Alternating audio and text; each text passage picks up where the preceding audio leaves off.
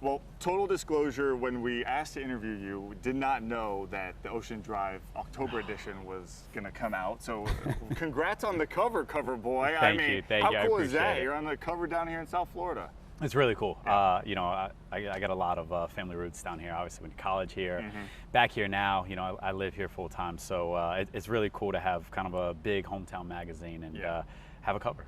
Is anyone giving you a hard time for it? Not yet. Actually, once I posted it, I got a few immediates, and it's made its way. I've heard a few whispers, but it's been pretty quiet so far. Let's talk a little football. I want to talk special teams because you have been very close this year to breaking a couple big ones.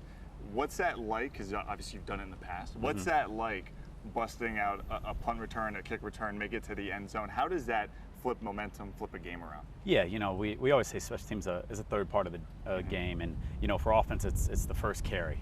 So it's whether it's kickoff return or punt return, it's the first offensive play in our mind, and it can be a huge momentum changer. Getting across the 50 in the last 3 games has, for the most part, led to points, and I think that's a big part of our job. Just get the momentum going in the offense's favor. How close do you feel you are to breaking one this year? Very.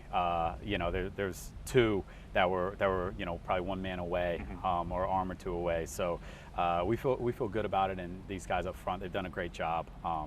Blocking. I mean, everybody's doing a heck of a job. Yeah, it's been fun to watch, and it just always became that most exciting play in any football game when you can do it. So I feel like it's going to happen for you at some point. But on the other side, the special teams has had its struggles this year in the bye week. Is that something you guys really focus on? Because it seems more like either bad snap. It's more like the things you do so often. So it seems like it's the correctable.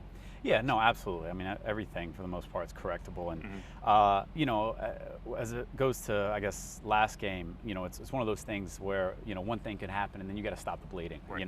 It's football. It's an imperfect game played by imperfect people. So mistakes are going to happen, and what we need to do is not let them compound, and that goes for offense, defense as well. We just can't let them compound on special teams. And all of that was in the first half of that game. The second half of that game was one of the better halves of football I thought the Dolphins have played all season. Was it hard to hit the bye week instead of being able to carry that over into the next week, the next game? I guess it's both ways, right? You win, so you want to keep going on the little momentum and build on that, and then also it's nice to go into the bye on a win.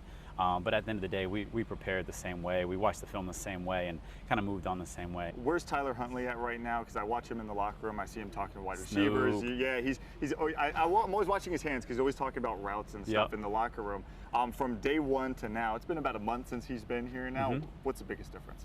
Honestly, obviously his knowledge of the playbook and his command, and how obviously comfortable and confident he feels. And you said it yourself, he's always talking about routes, especially right after the play. He's like either perfect or, hey, I saw it this way, or it's very communicative, and that helps us build the chemistry quicker, because obviously he comes in, and we don't have an off season, we don't have a full training camp. You kind of got to build it as you go, and he's been incredible with that.